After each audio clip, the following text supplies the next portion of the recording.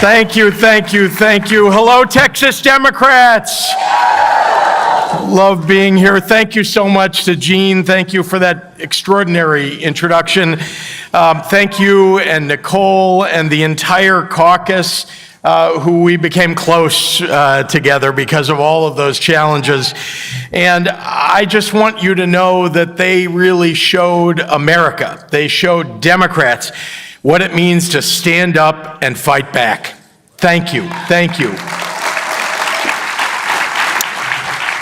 I also want to thank your chairman of the Texas Democratic Party, of course, Kendall Scudder. Thank you for your leadership. Thank you for inviting me.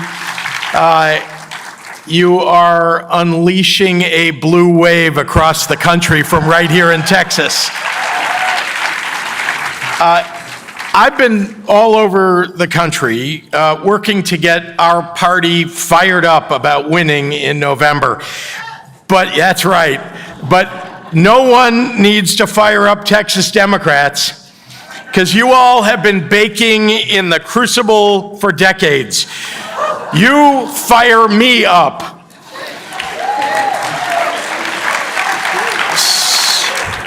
So today I want to talk about what Texas Democrats have taught me and what all of you are teaching the rest of the country about optimism versus faith. I've been governor of Illinois now for almost 8 years, and it's the best job I've ever had. Maybe it's the best job I ever will have.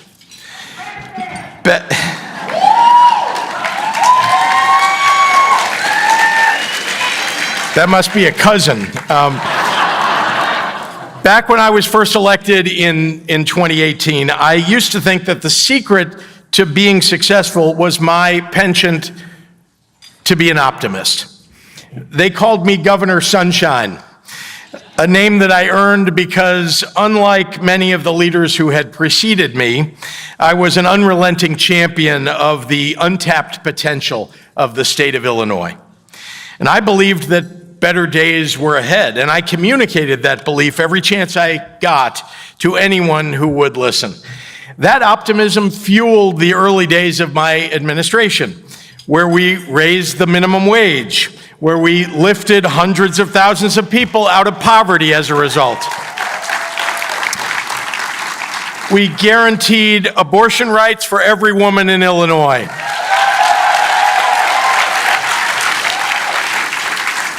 Invested $40 billion in roads and bridges and airports and schools. We legalized cannabis. Oh, I see you.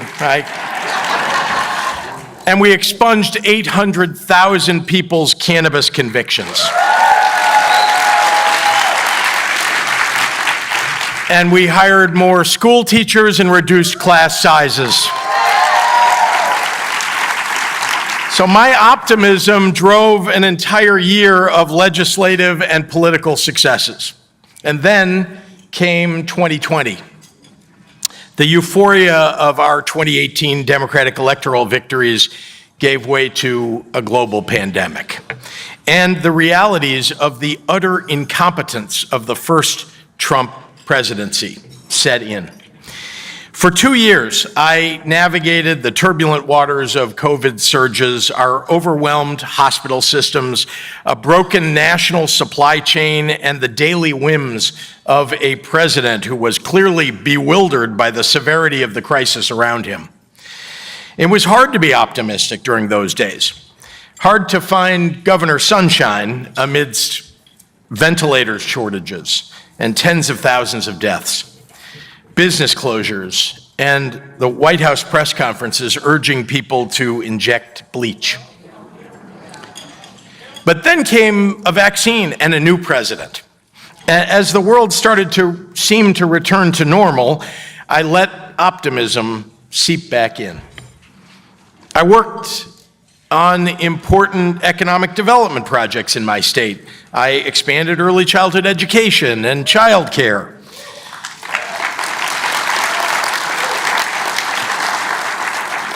And feeling just optimistic enough, I ran for and won re-election.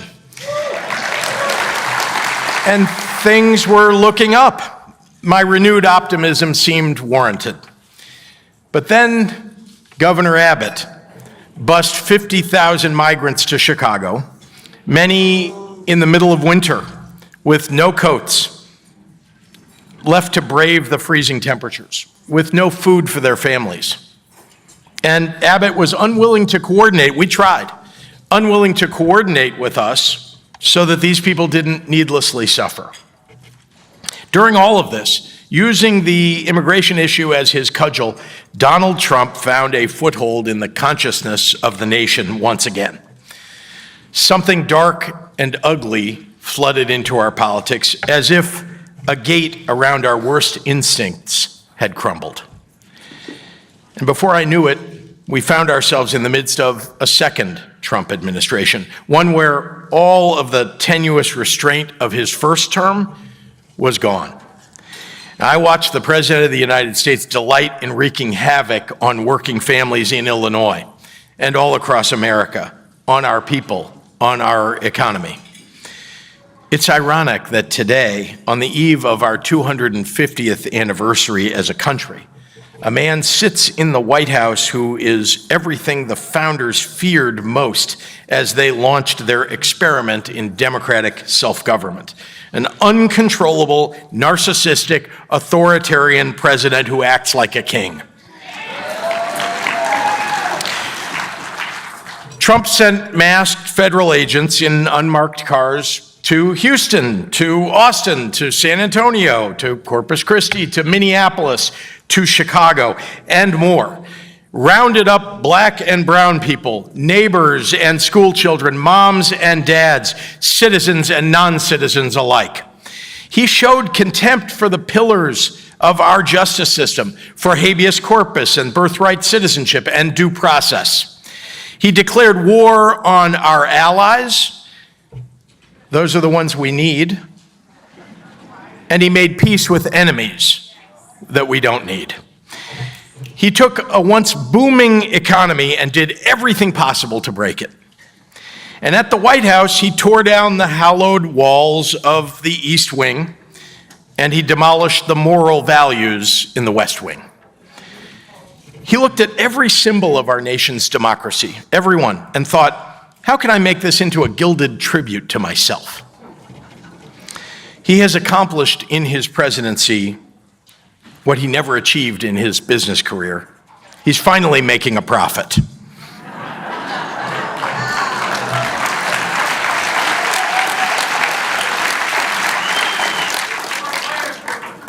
And Trump has turned 1600 Pennsylvania Avenue from the People's House to a nut house, where he's retreated to the last and only respite of the desperate and the damned, paranoid self-delusion. Now, I know we Democrats are having a conversation right now about how much we should talk about Donald Trump. Trust me, I'm just as tired as you all are of having this man in our lives, seemingly every minute of every day. But I don't think that we can offer a solution for the future unless we fully and honestly confront what he is doing to this country right now. Because like it or not, Donald Trump is a reflecting pool of our politics.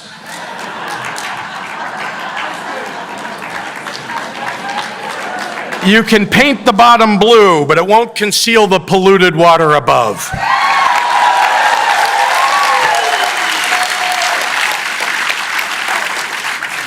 Which brings me back to optimism versus faith. Optimism will sometimes get you through the near term. It's like one of those little energy packets that they give you during a marathon, a little boost of sugar to help deal with the next mile. And maybe you run a great next mile, but then you turn the corner and there are 10 more to go. And if those next miles are uphill in the heat of the day, that little energy packet cannot sustain you anymore. Actually, given how long the race is, it made you run faster than you should have, and it messed up your pace. That's when optimism becomes the yoke on your back as opposed to the spring in your step. Faith on the other hand, is the thing that drives all the preparation that goes into a marathon, like the long runs on weekends, like the training sprints in early mornings. It is years of running shorter races on less arduous terrain to build confidence and endurance. And it's trying again and again to beat your best mile time when there is no one around to cheer you on. That is faith. Optimism will get you through a mile. Faith will get you through a marathon. I learned that lesson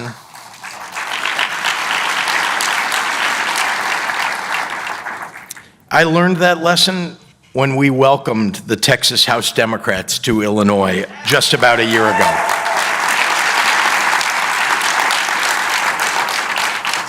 That's where I got to spend some time with James Tallarico and Gina Hinojosa and Jean Wu and Tony Rose and, well, all of their colleagues. And here's what I was struck by. You all had spent a long time fighting, a long running uphill in the heat. You knew that despite your best efforts, eventually you were going to have to return to Texas and deal with a likely redistricting loss. So when you broke quorum, you were not lured by any optimism around winning a short-term battle over the Texas map. You were there because your faith gave you confidence in what could be accomplished in the end. It was instructive and inspiring. Last week, I had the pleasure of attending the opening of the Obama Presidential Center.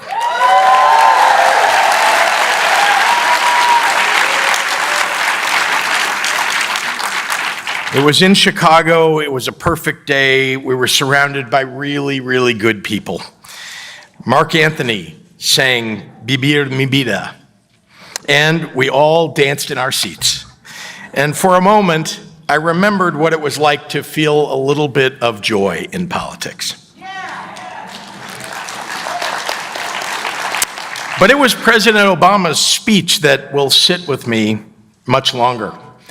Towards the end of that speech, he talked about Reverend Theodore Parker, an abolitionist who first uttered the famous words about the arc of the moral universe being long but bending toward justice. President Obama noted that Parker did not live to see the true realization of his life's work and said that Parker's words were, and I'm quoting, a declaration of faith, a defiant call to not to abandon hope or to give way to fear, even in the face of cruelty and bitter disappointment, even in the face of impossible odds. President Obama, in his typically elegant way, was saying that what we need right now is faith. Because faith is the water flowing through rock, carving a beautiful canyon over time. Over these last few years, despite everything, in part because of you, I have found faith. And as the Bible says, faith without works is dead. The American promise, the one that we sell to all the people who come to our shores, that American promise is broken. The vast majority of folks in this country cannot afford a home or pay for an education or retire with ease. Our healthcare system serves insurance companies, not people.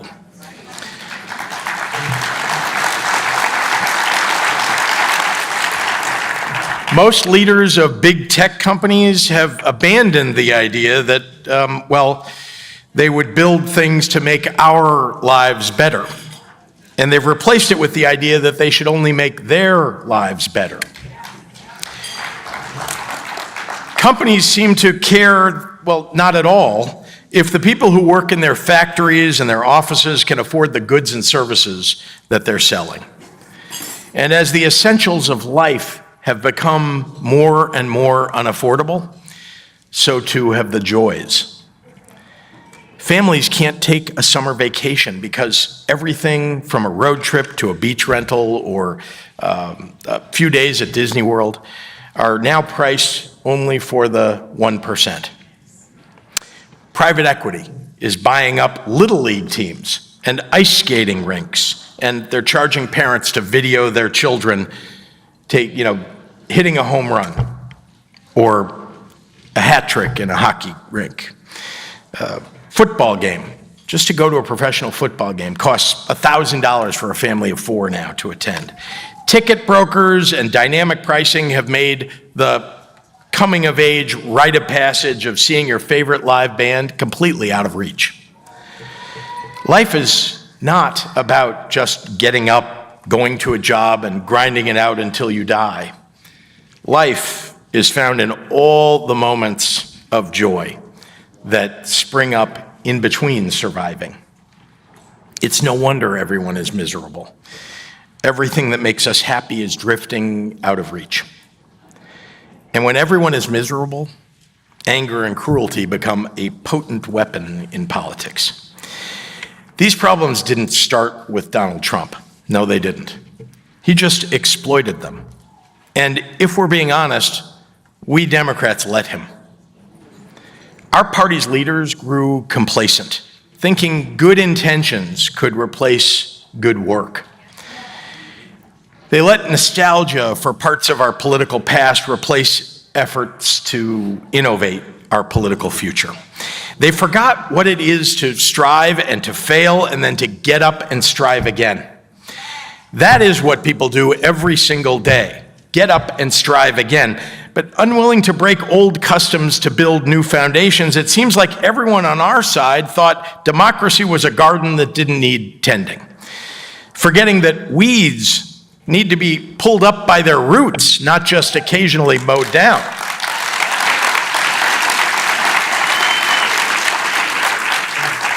It has seemed like we Democrats were full of the heady vapors of optimism, not the grounded roots of true faith.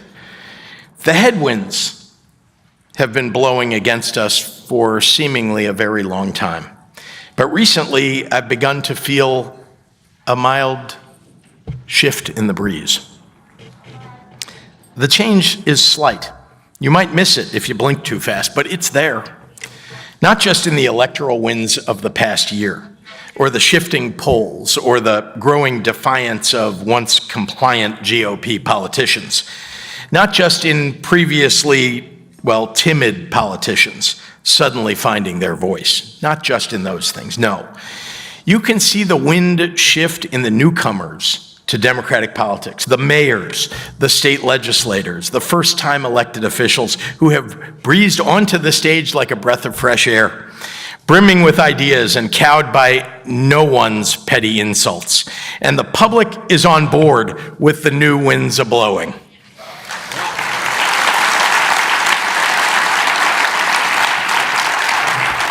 You can see it in this country's embrace of our World Cup visitors.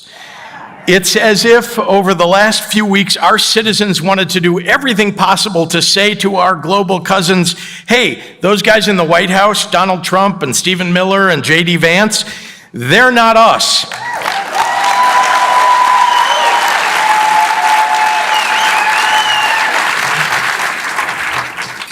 And we say to them, come eat our ranch dressing and drink at our bars. Drink all the beer and enjoy our free tortilla chips and marvel at our sunsets, because the idea of the United States has never belonged to one man or one political party. It belongs to our people and our communities.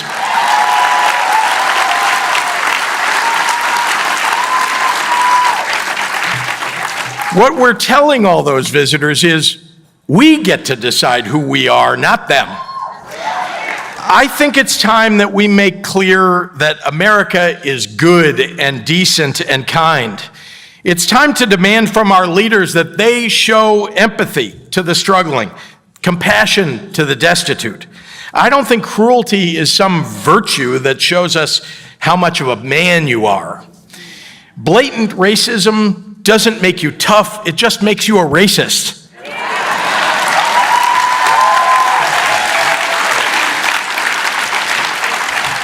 And I don't think that the constant barrage of insults that come from the president's social media account is some fresh new brand of politics. I just think it's mean.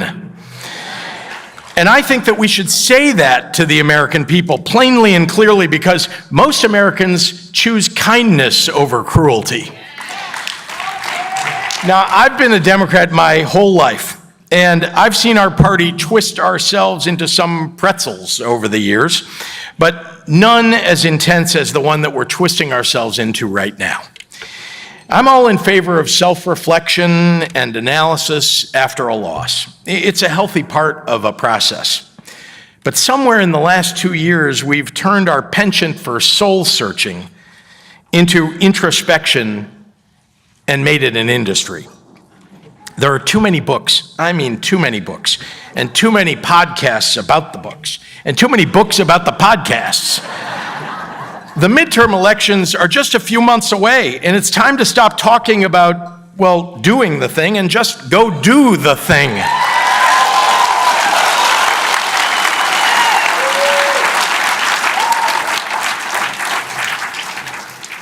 And that's what you Texas Democrats understand better than anyone.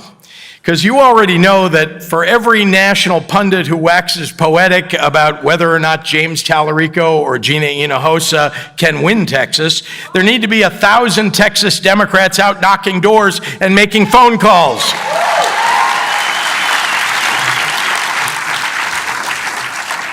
You already know you have miles left to run in the marathon, but you have trained for this.